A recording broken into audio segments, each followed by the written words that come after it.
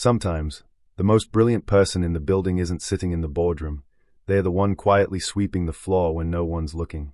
This is the story of a woman everyone walked past for 13 years, until one ordinary Monday morning, the CEO heard something that stopped him in his tracks and changed both their lives forever. You ever walk past someone 100 times and never really see them? That was how it was at Northshore Global's headquarters in downtown Seattle. A tower of glass and steel, gleaming in the sunlight, filled with executives, analysts, and sales teams always rushing somewhere. And when the day ended, when the last meeting was over and the lights on the 30th floor dimmed, another world moved in. The night crew. They pushed their cats through the hallways, changed trash bags, wiped down desks, polished floors until they shone like water. They didn't wear suits or carry laptops.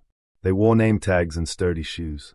And to most people, they were invisible, not because anyone hated them, but because nobody thought to look. Maya Rodríguez was one of them. For 13 years, she came in after the sun went down, wearing her burgundy custodian's uniform. She worked quietly, moved quickly, never drew attention to herself. She was there when the office was almost empty, just the hum of the vending machines and the low sweep of her mop on the marble floors. No one knew her story. No one asked. One Monday morning, CEO Daniel Hart was walking through the lobby on his way to the top floor. It was early, quiet except for the click of his shoes. And then he heard something that made him stop in his tracks. It was a voice. Calm. Confident. Speaking crisp, fluent Mandarin. Daniel turned his head, expecting to see one of their international sales representatives. Instead, he saw Maya, the woman who mopped the floors, talking to an older Chinese visitor who looked a little lost. She wasn't just pointing him in the right direction. She was guiding him with such warmth, such precision, that the man's tense face softened into a smile. And then, before Daniel could even process it, she turned to help a delivery driver, switching effortlessly to Spanish. Her words rolled like music, clear and natural. Moments later, she greeted a vendor in French, as if she'd been speaking it all her life. Daniel blinked. 3 languages. In less than a minute. When the crowd cleared, he walked over and asked her directly, "How many languages do you speak?" Maya didn't shrug. She didn't smile as if she were showing off.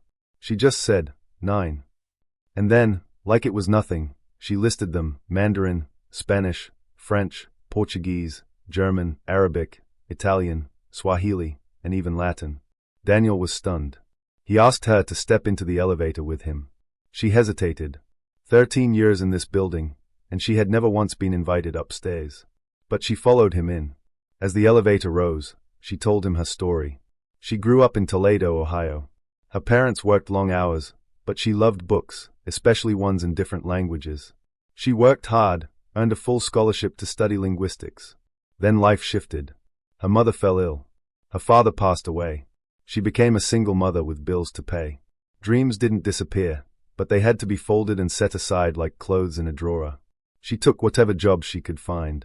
Eventually, the night custodian position gave her what she needed, steady income and hours that allowed her to be with her daughter during the day. But here was the thing, Maya never stopped learning. While others saw a janitor, she saw a chance to keep her mind alive. She read newspapers in different languages, listened to recordings, kept her skills sharp in the quiet hours when the building slept. Later that same day, Daniel came to find her again. There was a problem. The company's Portuguese translator had cancelled last minute, and a delegation from Brazil was already here. Would she help? She agreed. In the meeting room, the atmosphere was stiff. The visiting executives were polite but guarded, the Northshore team struggling to connect without a translator. Then Maya began to speak. Her Portuguese was smooth, warm, inviting. She didn't just translate words, she carried the meaning, the tone, the heart of what was being said. The Brazilian guests relaxed, laughter trickled in, ideas began to flow. The meeting that had begun with awkward pauses ended with handshakes and genuine excitement. One of the visitors leaned toward Daniel and said quietly, "She's better than anyone we've worked with this year."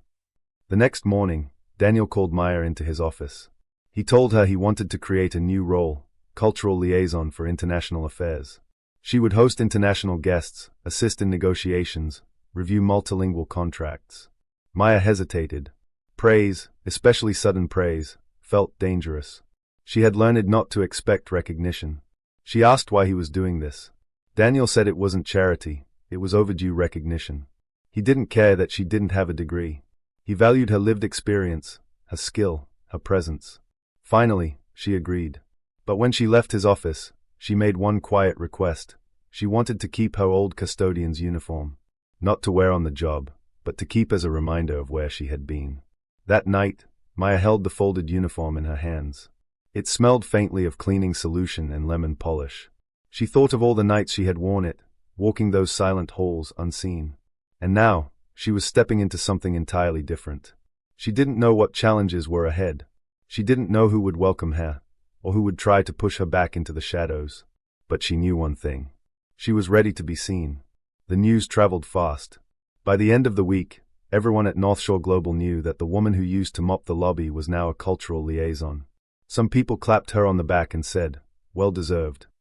Others whispered in break rooms, "She was scrubbing floors last week. What makes her qualified for this?" It was a strange mix of applause and resentment. And Maya heard every note of it. Her first real test came sooner than she expected. Victor, the head of international operations, walked into her new office, a room she was still getting used to, and dropped a thick stack of multilingual contracts on her desk. His tone was casual, but his eyes were sharp. "These need to be reviewed before tomorrow's meeting," he said. "Think you can handle it?" Maya didn't flinch. She looked at the stack, then back at him, and said simply, "I'll handle it." All night, she worked, finding translation errors that could have cost the company thousands, correcting legal phrasing so it matched each country's requirements. By morning, she had neatly organized and annotated every document. When Victor saw the corrections, he said nothing. But the next time he passed her in the hallway, he gave a short nod. That was enough. 2 weeks later, a high-stakes meeting with Moroccan partners hit a wall. Negotiations stalled over a misunderstanding in cultural nuance, something the lawyers couldn't quite translate. Daniel looked across the table at Maya. She leaned forward, spoke to the Moroccan delegates in fluent Arabic, using words that weren't just correct, but respectful and warm. She referenced idioms from their own literature, smiled when they smiled, let pauses breathe where they needed to. The tension broke. An agreement was reached within the hour. Not everyone was convinced.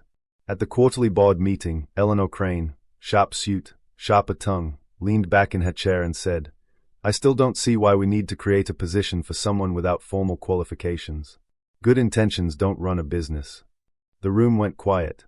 All eyes shifted to Maya. She didn't raise her voice. She didn't let her hands tremble. She just said, "I don't need to be liked. I do need to be useful. And I am." Eleanor didn't respond. But she didn't challenge her again, either. One afternoon, Maya found an envelope on her desk. No name, just a note inside. "I used to think I'd be invisible forever.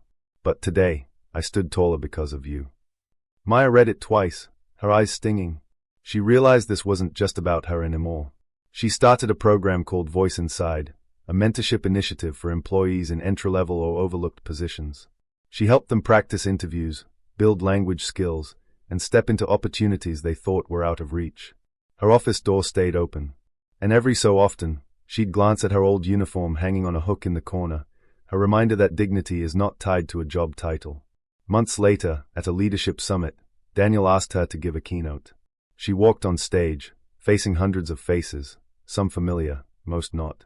"I was never just a janitor," she began. Her voice was steady, but it carried weight. "I was a mother, a daughter, a student, a linguist, a person with skills that didn't fit the label I wore on my uniform. And I promise you, there are people in your own hallways right now, carrying brilliance you haven't noticed yet." When she finished, the standing ovation was thunderous. But what stayed with her was a young man who approached afterward. His mother, he said, had worked in housekeeping all her life. And tonight, he was going to tell her she could still chase the dream she thought had passed her by. A few weeks later, the company renamed one of the conference rooms the Rodríguez room, quiet, understated, but meaningful. Maya knew not everyone would ever cheer for her. But she also knew it didn't matter. The work mattered. The people mattered. She had stepped into the light, and now, she was holding the door open for others.